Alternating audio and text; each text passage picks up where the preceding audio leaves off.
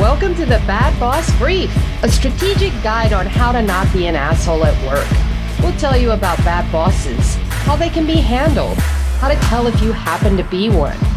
An executive and an executive coach, both artists working in advertising and marketing for more than 2 decades, are here to advise you on the ins and outs of office environments. The Bad Boss Brief is your ultimate guide to navigating any employment landscape. Here are your hosts, Eugene S. Robinson and Stephanie Peirolo.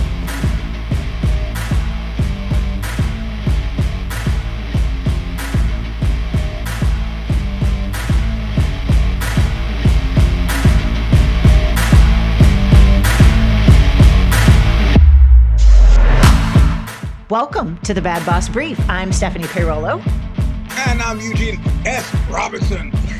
Today, we are going to be talking about the over-promising boss. So most of us have had some sort of experience ourselves or heard from people, you know, the story of like, you're going to get a promotion, but there's a hiring freeze, so we'll take care of you later. We're going to sell the company or have a merger. We'll take care of you later. They promise something, whether it's title, additional folks, additional resources, and then it never materializes. Or Silicon Valley style stock options. I could give you a raise, but the stock options are worth more.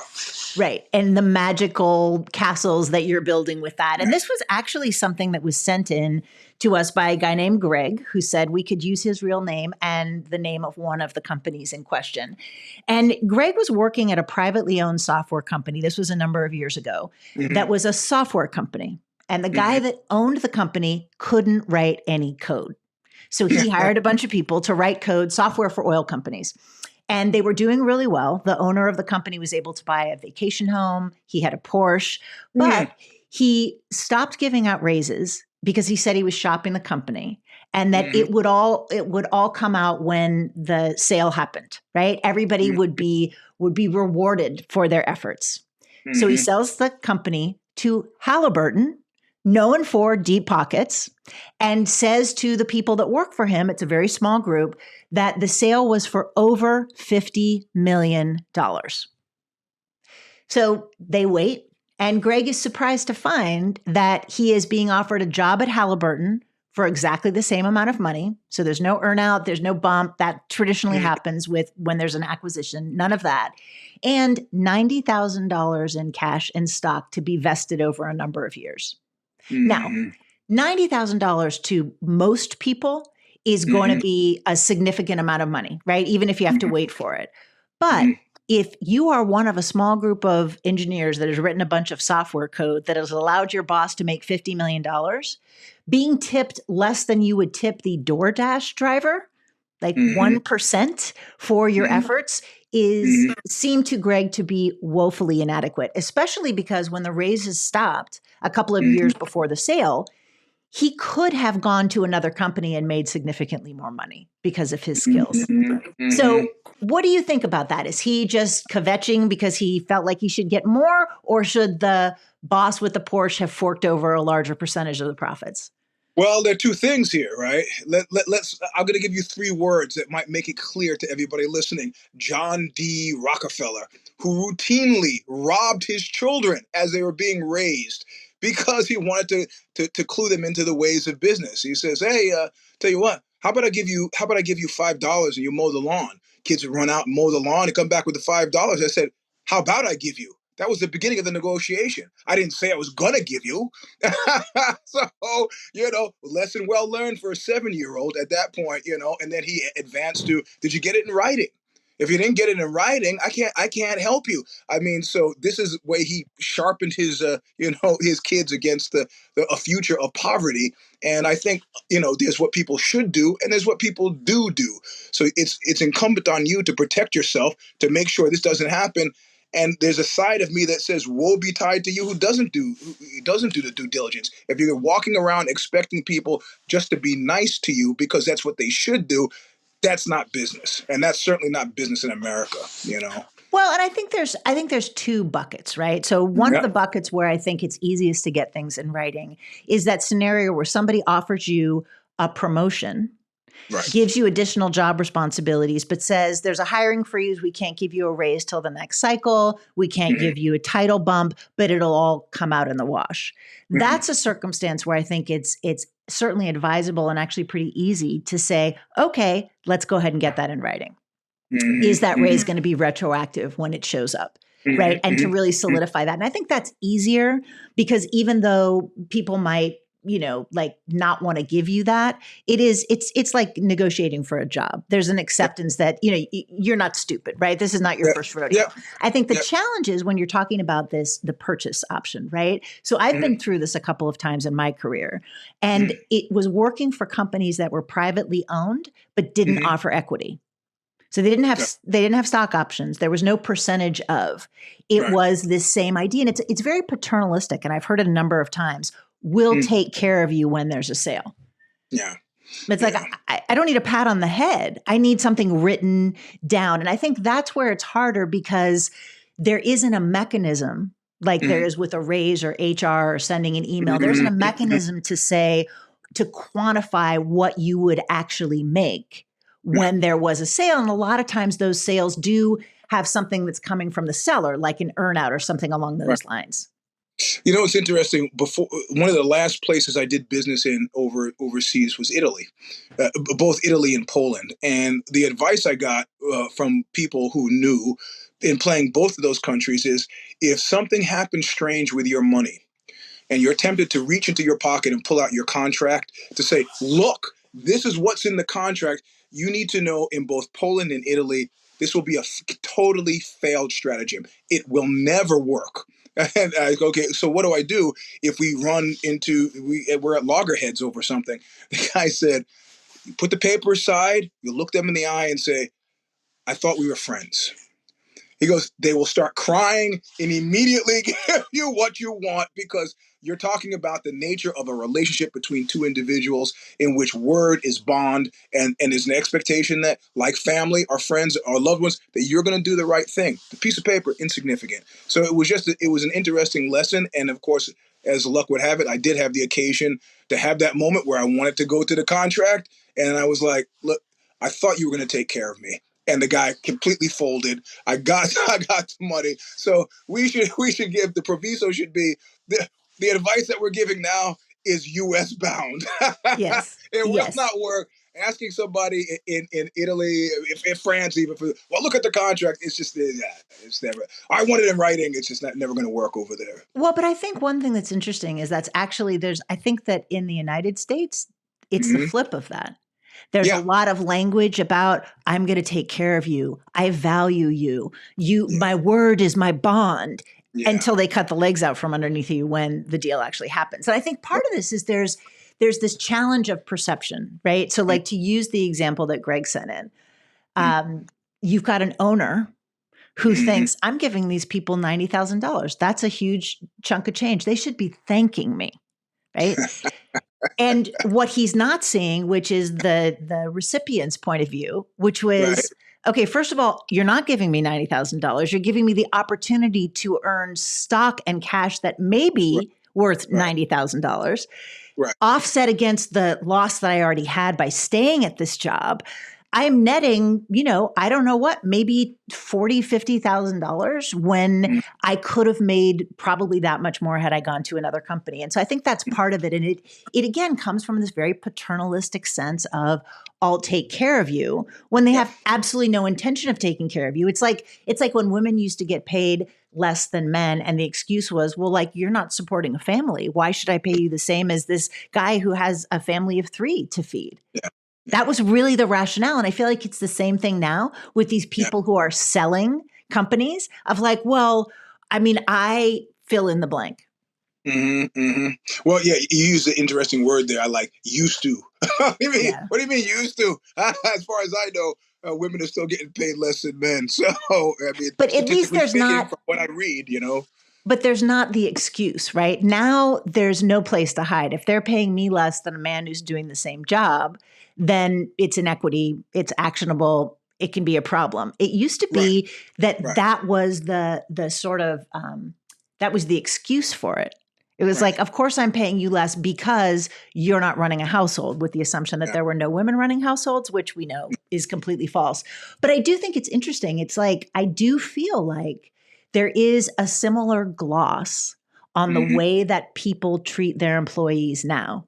Right. Yeah. I wrote something about this in my Substack, but this notion of, we talk a lot about psychological safety. We talk a Mhm. lot about people wanting to show up to work authentically, particularly younger folks are showing up and demanding that. And Yep. there's all of this head nodding Yeah. by people who are continue to act in the rapacious manner of capitalism under the guise of this, of course, we want you to be your authentic self at work. My funny, I don't know if you've ever seen Don Rickles' routine, but typically he would tell some joke, excoriating some, caste, class, race of people in the audience. And then he would do this comedic aside where he would kind of say to the rest of the audience, are they laughing? Are they are they buying this? Yeah, no. And this is exactly what you're describing. We'll take care. Are they buying this? Are they buying this? Because I'm getting 50 mil, and I'd like to help, but maybe you could come by the pool sometime. I mean, it's, but this is the nature. What was that great phrase from the turn of the century, 1890s to 1900s, or the beginning of the Industrial Revolution? Said, lifeblood is competition is the lifeblood of trade. So let's see some competition. Let's see some blood. It's a tough business, and it hasn't, just because we're in the information age now doesn't make it any less so. In actual fact, it makes it more so. So yeah, I read today an acronym. You've probably heard this, but I hadn't heard it before. The FANG companies. yes, yeah, Yeah, yeah. I was Yeah. like, I love that. And for Well, those of you that yeah, don't know what it is, FANG is for Facebook, Apple, Amazon, Netflix, Google. yeah. But of course, now I'm completely amused because it's technically Mang now, right? Because Facebook is Meta, so I start to think of Scarface. How Pacino pronounces man there. So the Mang companies. That's Yeah, an but aside. but in a way, I think it's funny because I do feel like, and I'm probably reading way too much into this, I do feel like not referring to someone by the name that they use Hmm. is a mark of disrespect. Yeah. And saying to Facebook, you can call yourself whatever it is that you want to. You can play whatever games you want to play about Meta or whatever. We're calling you what you were, which Yeah. is Facebook, which is something that guy started in his dorm room to rank which Yeah. girls were hottest. So, Yeah. but Yeah. maybe I'm But over. okay. But now, in literary terms, we call this foreshadowing. So let's just stick a pin in this, and maybe it'll come up later in the show. Oh, I can't wait. I have no patience. Let's do it now. Okay, well, this would be the Fire Me segment. And it's like, I don't know if you've read, I think it was a Washington Post piece, a description about what's going on. A lot of stuff on background, a lot of stuff off the record, but a lot of stuff from executive staffers at Facebook. Sorry, Meta. And people, they're actually asking questions in open meetings like, why are you still a CEO?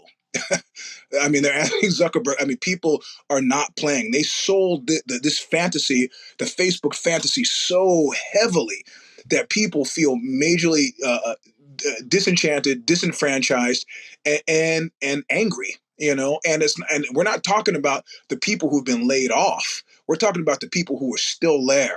Who are like kids from in families where there's domestic abuse. It's like, what happened to mom and dad? What are you doing? You sunk billions into this. Is there a plan? Zuckerberg himself is on this kind of mea culpa tour of like, yes, I've made mistakes. There will be more layoffs in May, but I've made mistakes. And it's like, what do you do? So now some pundits are saying this is a crisis of confidence that there is no way. He is literally a dead man walking. There's no way to regain this. Steve Jobs had two lives at Apple, but between those two lives, he actually had to leave Apple, so or was forced to leave.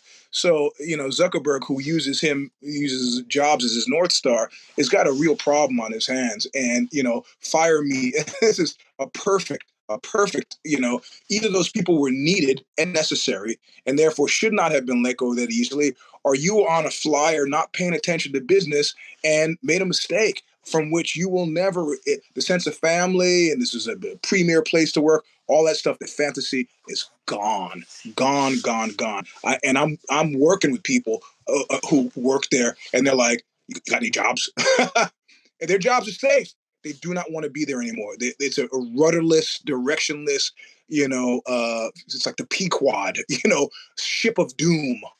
So that's my segment for Fire Me. But it's interesting because it seems so little, so late. I mean, he has been pouring money into the metaverse for so long and so much money, and has had absolutely nothing to show for it. And now that it seems like people are recognizing that, now people aren't talking about the metaverse any more than they were talking about Second Life when Second Life was done. Now everybody's talking about AI. But this has been going on for years. It's like, who's paying attention? And it just seems like, again, this weird American system where we have these white men who anoint themselves as these tech saviors and have other people anoint them, and they can do no wrong until they have really run aground and lost so much value, goodwill, potential. I mean, imagine if Zuckerberg had put, he was spending billions with a B, right, on the metaverse. Imagine if he had put that against some, social concern. Yeah. Well, presumably that's what was being done through the Chan Institute, his wife's company. I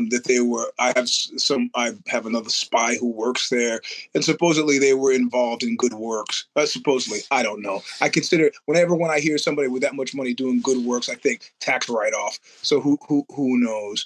But the reality of it is that, let's see. I have children who are 26, 24, 20. None of them use Facebook with any kind. Maybe once every 6 months they do something on Facebook. So how low do you? I do jujitsu with guys who are 17. They on Facebook? Nope. Okay. Well, I make music with people who are in their 40s. Now we're starting to get, you get a little bite of people who are in their 40s who are doing it.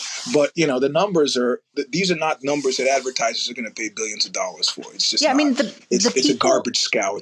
Yeah, the people who are on Facebook look like me. They're gray-haired grandmas, and they're exchanging recipes and silly little cartoons. And, that's a lot of what's happening on Facebook. And demographic people who are paying attention to demographics and spending advertising money don't want people that look like me. It doesn't matter how much money we have. That's not what they're interested in, right? And everybody's kind of moving to other things. So back to the overpromising boss. We got a nice comment from somebody that we're offering actionable advice, like that we give real suggestions to people.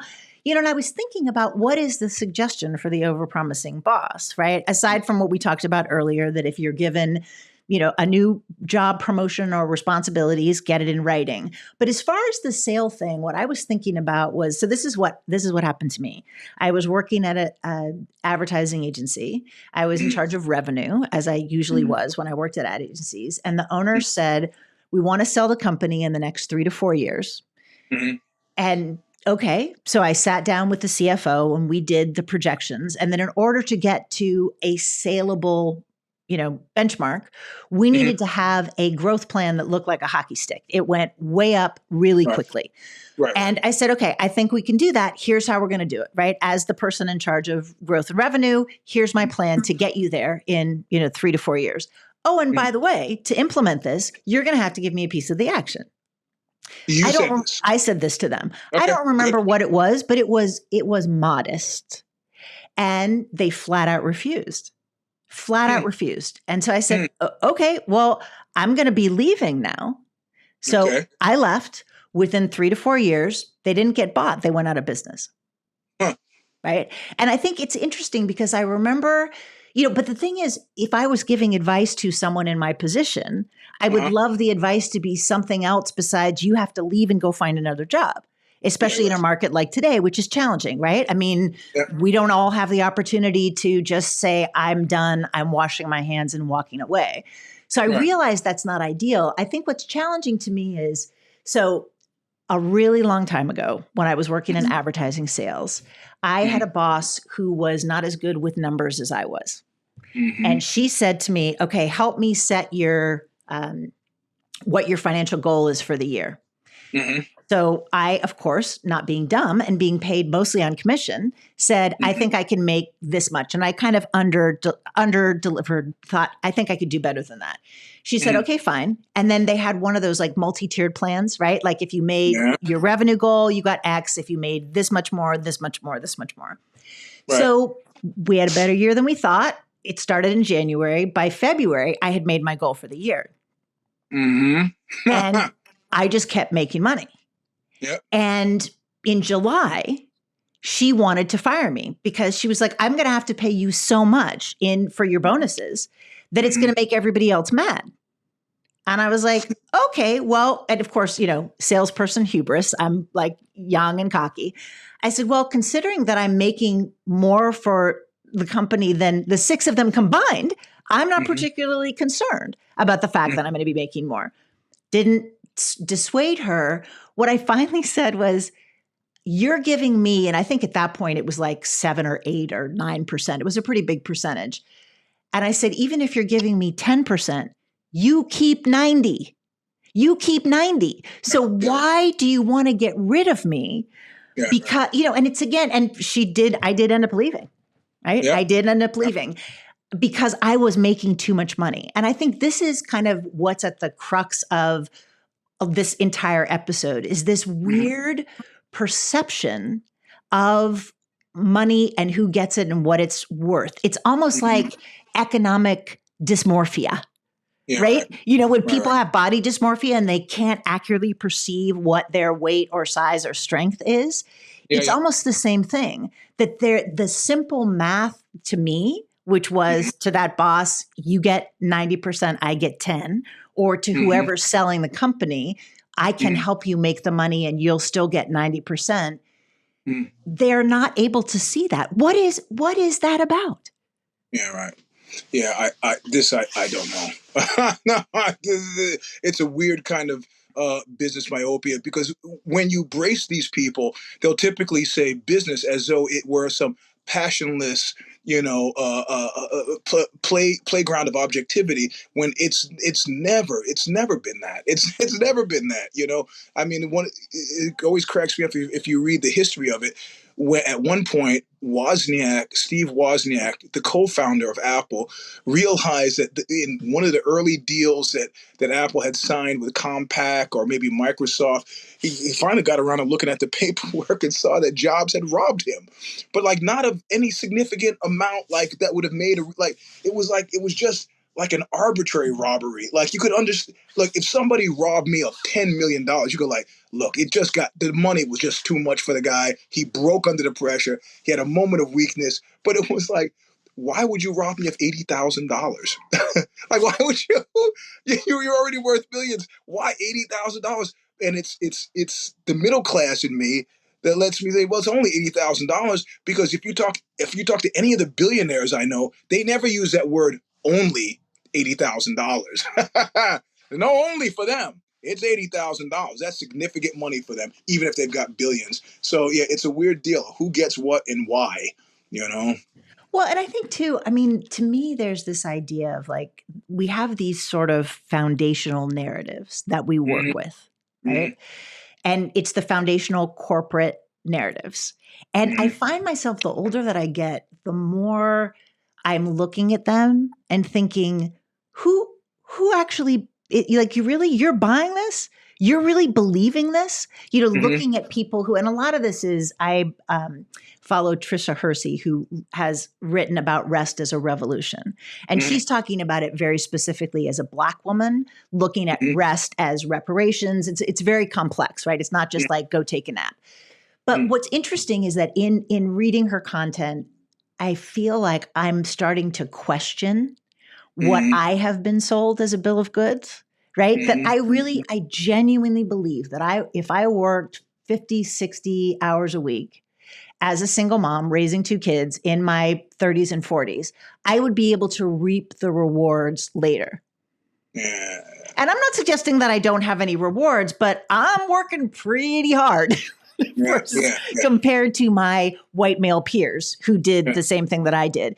And just this sense of like, why was I working so hard? Why, and it's interesting because, people say sometimes about the justice system in the United States, it's not broken, it's working exactly as it was intended to.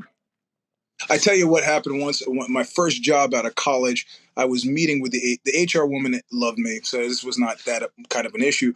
And I'm in her office, we're talking, and she gets called away for a second. And I'm like, I don't know whether I should stay or should leave. And so I'm just kind of standing waiting for her to return. And I look down on her desk, and there's a folder there that says salaries.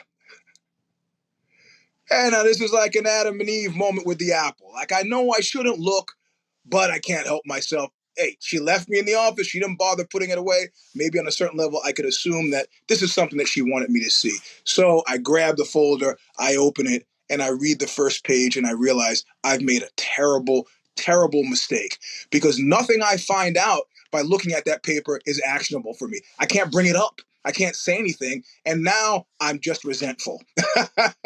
I was getting paid $18,000 a year. Keep in mind, my first job was in like 1986, whatever. But people were at the same position. I go, how do you justify giving that guy twice what I'm making when I'm doing twice the amount of work? How does that? The guy went to San Jose State. It was the aristocrat in me that was appalled. He's making what? $36,000 for what? I'm doing all the work here. So it's weird. It's weird how people. And we don't even have to go into. Well, the guy who was getting twice what you were getting paid. Where was he from? Like, what was his? The American question mark. Well, he's a white guy, so we'll just cut to the chase there.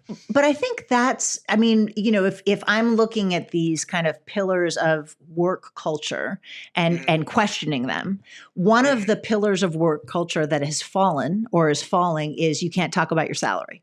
Right. Right. I mean, when there were jobs where that was written into the employee manual. You are not allowed to ever discuss salary. And this is not as a manager. This is like as just a regular, employee. You can't ever talk about salary. And now that's gone away. I don't know if you can even legally put that in any sort of, employee handbooks.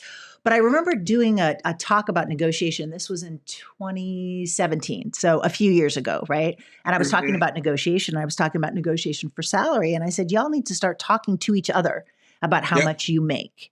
And that is something that I think, so if you are listening and you are in that kind of consigliere college is what I talk about it. Like I have a lot of young women that read my stuff because their company won't pay for executive coaching for them. So this is like executive coaching light. Please talk to each other about salary. Normalize talking about your salary. One is if you talk about money, it'll make it easier for you to negotiate, right? That's a negotiation skill. But you need to know this because I heard about a woman who was part of an advertising creative team, so a writer and a copywriter. And for those of you that aren't in advertising, that's kind of the unit, and they will make up creative ideas together. And you don't know who does what, right? Like, it's like this podcast, who's doing what? You and I are doing it together. It is of a piece. So a woman was working with a man, and it was some kind of account that was geared specifically towards women. And she ended up doing most of the work because the guy that she was paired with wasn't that great. She found out that he was making $60,000 more a year than she was. Yow. They were peers. They had the same experience. They had the same background. She was actually doing most of the work. Knowing that, she was able to go to the people who were in charge and say, hey, this is a problem. And she was able to make up that difference, right? He didn't tell her, mind you. I don't think he told her. She found out in some Of course, other way. he would not never. That's not a smart money move, right? Right. That's right. Not, and so I think that with that knowledge, what it enables people to do is to take where you were and evolve that for a new generation, which is you can bring it up. Because you heard it, and you can now use that as a place to start your negotiations, to be able to understand that. Because otherwise, you don't know what to ask for salary if you just go off of Glassdoor. You have to talk to other people that do jobs similar to you in the same town, in the same kind of DMA.